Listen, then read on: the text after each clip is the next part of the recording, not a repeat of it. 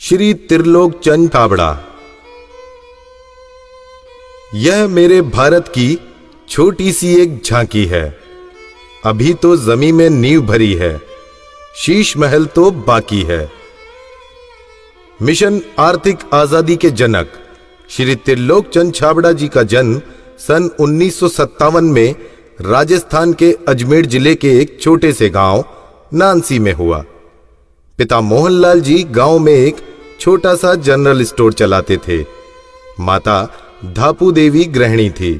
6 भाई बहनों में से श्री टी.सी. छाबड़ा जी तीसरे नंबर के पुत्र हैं। अपनी प्रारंभिक शिक्षा इन्होंने अपने गांव में और उच्च शिक्षा जयपुर में पूरी की। विलक्षण प्रतिभा के धनी श्री त्रिलोक चंद छाबड़ा जी सफल व्यवसायी के साथ साथ एक संगीतकार, गीतकार, लेखक और एक अच्छे वक्ता भी हैं। मेरी शादी बचपन में जल्दी हो गई थी और 77 में हुई और बहुत ही सरल और स्वभाव के और अच्छे स्वभाव के मुझे मेरे हस्बैंड मिले। हम एक भिलवाड़ा आए और फिर 2000 में ये जो सिस्टम है आरसीएम चालू किया। आई वॉज 18 ईयर्स जब आरसीएम की शुरुआत हुई और हमारे सामने ये सब चीज़ें हो रही थी जब हम एजुकेशन में थे और हमारे पापा ने बिज़नेस स्टार्ट किया था और वो शुरू से बहुत ही सिंपल पर्सन रहे, तो उनका जो स्टाइल ऑफ बिज़नेस था वो भी बहुत सिंपल था। But at the same time वो ये जो उनका एक प्रिंसिपल है कि things should be in a very organised manner. Trilok Chand Chhabra ji को मैं लगभग पिछले 27 सालों से जानता हूँ और उनके सानिध्य में मैंने काम भी किया है। छाबड़ा जी की जो सबसे पहली क्वालिटी है कि या तो लोगों पे जिन लोगों पे भी जो विश्वास करते हैं उन लोगों पर पूरा बिलीव करते हैं, और दूसरे उनकी जो क्वालिटी है कि वो किसी काम को करने की जब ठान लेते हैं तो उस काम को किसी भी हालात में उसको पूरा करते हैं। जब ये चालू किया था आरसीएम, उससे कुछ समय पहले कुछ सिस्टम यहाँ हिंदुस्तान में चलते थे जो जानकारी में आए, तो एक दिमाग में पता नहीं एकदम विचार से आया कि ये तो बड़ा सुंदर सिस्टम है। अगर हम इसमें नॉर्मल प्रोडक्ट जो हमारे रोज़ उपयोग होते हैं वैसे प्रोडक्ट लाकर अगर करें तो ये तो देश के लिए बहुत अच्छा सिस्टम है, बहुत सारे लोगों को इसका लाभ मिल सकता है। और उसके बाद एक ऐसा विचार जो अंदर पैदा हुआ तो उस विचार ने मुझे कभी रुकने ही नहीं दिया। टी.सी. छाबड़ा जी को मैं पिछले 25 सालों से जानता हूं और उनके सानिध्य में मैंने काम भी किया हुआ है। टी.सी. छाबड़ा जी की सबसे बड़ी क्वालिटी है उनके लिए काम काम होता है। काम छोटा और बड़ा नहीं होता, वो हर काम को उतनी ही सीरियसनेस से करते हैं, चाहे वो काम छोटा हो चाहे बड़ा हो। मुझे याद है जब आरसीएम की सबसे पहली मीटिंग हुई थी, एकदम फर्स्ट मीटिंग, मैं उस मीटिंग में प्रेजेंट थी और वो एक पेड़ के नीचे बाहर मीटिंग हुई थी जहाँ पे मुश्किल से शायद 20 लोग बैठे होंगे। क्या मालूम, इनसे पहली बार मिलते ही मुझे लगा कि कुछ विशेष व्यक्ति है जो बोल दिया एक बार फिर वो याद है, वो एक कंप्यूटराइज काम हो गया। मेरी एक नेचर है कि मुझे अगर कोई चीज़ अच्छे से समझ में आ गई, मैं कन्विंस हूँ कि हाँ ये ज़िंदगी में सही है या ये काम सही है, तो मैं फिर किसी के रोके रुकता नहीं हूँ। तो आरसीएम की भी यही कहानी है। शुरू में सबने मना किया, परिवार वालों ने भी मना किया, दोस्तों ने भी मना किया, बहुत सारी चीज़ें भी हुई, लेकिन मैं कन्विंस था, मुझे समझ में आ गया था कि ये सिस्टम है, इसको देश को इसकी ज़रूरत है, आम आदमी की ज़रूरत है। वो हमेशा एक ही चीज़ बोलते हैं लाइफ में कि चाहे दुनिया कहीं पे भी कुछ भी कर रही हो, चाहे पूरी दुनिया भी अगर वो चीज़ कर रही है और अगर वो गलत है तो हमको उसका साथ नहीं देना चाहिए, हमको हमेशा सही चीज़ ही करनी चाहिए। जो उन्होंने अपने जबान से कहा उसको उन्होंने पूरा किया।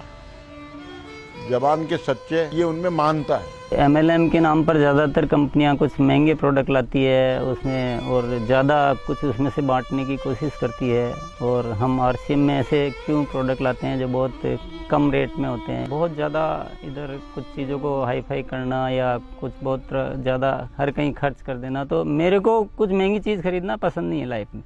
तो मेरे को जो पसंद नहीं है मैं बेच कैसे सकता हूँ। हमारे हिंदुस्तान का मिशन मंगल इसका एक बहुत बढ़िया उदाहरण है कि उन्होंने उस पर्टिकुलर बजट में उनको बनाने की सोचा तो उन्होंने वो चीज़ बना कर दी। ये कोई भी वादा करते हैं वो पूरा करते हैं और इन्होंने जो सोच लिया कि मुझे ये काम करना है वो करके रहते हैं, और इन्होंने जो भी सोचा ईमानदारी से कर रहे हैं पूरा।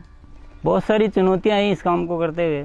बहुत सारे लोगों ने साथ निभाने का वादा किया, साथ चले, काम को आगे बढ़ाया, फिर उनके मन में पता नहीं क्या लालच आया तो उन्होंने पूरा बाहर जाकर एक नई कंपनी शुरुआत की और पूरा आरसीएम पर अटैक करना चाहिए और आरसीएम के सारे लोगों को, सारे सिस्टम को तोड़ने की एक बार नहीं कई बार बार ऐसे प्रयास हुए कि जब ऐसी घटना हुई है तब आरसीएम में बड़े निर्णय हुए हैं। जो सामान्य गति से चल रहा था उसमें एक मजबूती आई, एक बड़े निर्णय लेने की ताकत आई कि अब तो इसको करके ही रहना है। वो बहुत कम बोलते हैं और बोलते हैं वो एकदम सत्य और सीमित मात्रा में। डायरेक्ट सेलिंग सिस्टम में एक बहुत बड़ी बात सीखने को मिली कि लोगों को कभी भी आप ओवर कमिटमेंट मत करो। 2011 में जो हमारे साथ में ये गवर्नमेंट का हुआ उसमें बहुत अलग हमारे पर इफेक्ट हुआ इस चीज़ का कि ये भी होता है क्या लाइफ में ऐसा। और वो ये जो एक फेज़ था वो बिल्कुल बहुत कठिनाई का दौर था, बहुत ख़राब स्थिति से हमें गुजरना पड़ा। मेरे परिवार पर संकट आए और परिवार से ज़्यादा जो हमारे जो टीम है, हमारे जो इतना बड़ा हिंदुस्तान में परिवार बन चुका था, उसको सबको दिक्कतें आई। लेकिन एक मन में विश्वास था कि आखिर जो सत्य वो तो सामने आएगा। ऐसा ट्रैजिक पीरियड आया था कि पूरी दुनिया ने ही बोल सकते साथ छोड़ दिया। इनफैक्ट जो एकदम अपने बोलने के लिए होते हैं उन लोगों ने भी साथ छोड़ दिया। लेकिन पापा की वो जो हिम्मत थी और जब भी हमने उसके बाद या उस दौरान जब भी हमको मौका मिला उनसे बात करने का, उन्होंने एक ही चीज़ बस हमको बोली थी कि सब कुछ ठीक होगा क्योंकि हमने कुछ गलत नहीं किया किसी के साथ। हमारे जो आरसीएम परिवार है उनका इतना विश्वास था कि उन्होंने 1 साल इंतज़ार किया और पूरा डटे रहे। और जब उनका इतना विश्वास था तो उस विश्वास में इतनी ताकत आ गई और ये सब चीज़ें, जो भी संकट का समय था वो निकला और अब सब चीज़ें धीरे धीरे अच्छी हो रही है। ऐसे साथी मुझे इस सिस्टम की वजह से मिले। आज इतनी बड़ी सेना कह सकते हैं, इतना बड़ा परिवार कह सकते हैं देश के कोने कोने में, और उसमें इतने जो संस्कार बने हैं, ये हमारे लिए एक बहुत खुशी की बात है। इतना बड़ा व्यापार उद्योग धंधा होने के बावजूद, इतनी बड़ा साम्राज्य होने के बाद भी उनमें तनिक भर भी अहंकार या पैसा होने का घमंड दिखलाई नहीं देता है। ये उनकी सादगी और उनकी महानता को दर्शाता है।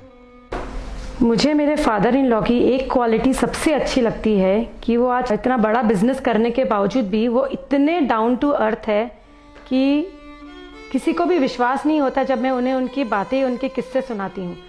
एक छोटी सी बात ले लीजिए, अगर हम जब भी खाना खाते हैं हम डाइनिंग टेबल में बैठ के खाते हैं, पर वो आज भी प्रेफर करते हैं कि हम ज़मीन पे उनके साथ बैठ के उनके साथ भोजन करें। त्रिलोकचंद जी छाबड़ा एक व्यक्ति नहीं, आंदोलन है। उनके जीवन में उन्होंने बहुत संघर्ष तो किया ही है, लेकिन सबसे बड़ी बात उनमें है सादगी और सच्चाई। आरसीएम की शुरुआत से ही मैं काम कर रहा हूं और जब आरसीएम बिजनेस की शुरुआत हुई थी तो टीसी छाबड़ा जी की एक सोच थी कि दुनिया में जो कंपनियां आती हैं मल्टी लेवल मार्केटिंग में, वो बड़ी बड़ी और महंगे महंगे प्रोडक्ट लेकर आती है। और टीसी छाबड़ा जी की सोच थी कि मैं एक ऐसी कंपनी की स्थापना करूं जो इस तरह के प्रोडक्ट बनाए जो इंडियन रेट में हो, इंडियन कल्चर में हो, इंडियन मेंटालिटी को सूट करते हो और आम आदमी उस बिजनेस को कर सके, आम आदमी अपने जीवन को बदल सके। 2016 में इसकी गाइडलाइन जारी की गई भारत सरकार द्वारा।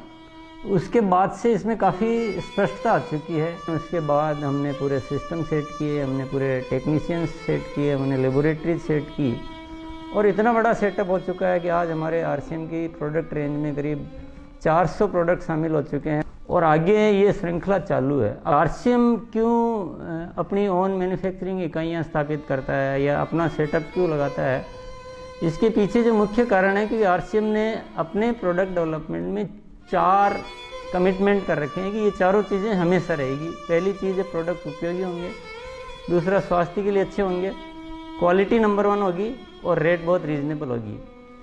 आरसीएम हमेशा उसके लिए कमिटेड है और इसीलिए इतनी सारी इकाइयाँ स्थापित की गई है और नए प्रोजेक्ट प्लानिंग में है। फर्स्ट ईयर था उस समय 21 करोड़ का टोटल टर्नओवर हुआ था और हाईएस्ट टर्नओवर जो है आरसीएम का वो 1750 करोड़ तक एक साल का हो चुका है। अच्छी बात ये कि हर साल 30% ग्रोथ हो रही है, इसलिए 5-6 सालों से मेंटेन ग्रोथ है। अपनी तरफ से पूरी कोशिश ये रहेगी कि कोई भी कमी किसी भी तरह की हमारी तरफ से नहीं रहेगी कि इस काम को एक बहुत ऊंचे मुकाम पर पहुंचाना है और जब लाखों लोगों के जीवन में अगर हमारे इस छोटे से प्रयास की वजह से अगर थोड़ा भी हम कुछ योगदान कर सकते हैं, ये हमारे लिए बहुत गर्व की बात है। मेरा गोल जो है वो ये है कि आज अपन इस RCM को हिंदुस्तान में ही नहीं बल्कि कुछ ऐसा करेंगे कि पूरे विश्व में इसका बहुत बड़ा नाम हो। तो आइए सदी के इस महापुरुष, आर्थिक आजादी के जनक, लाखों लोगों के प्रेरणा स्रोत श्री त्रिलोक चंद जी छाबड़ा को हम सब खड़े होकर जोरदार तालियों की गड़गड़ाहट के साथ ओजस्वी उद्बोधन के लिए आमंत्रित करते हैं।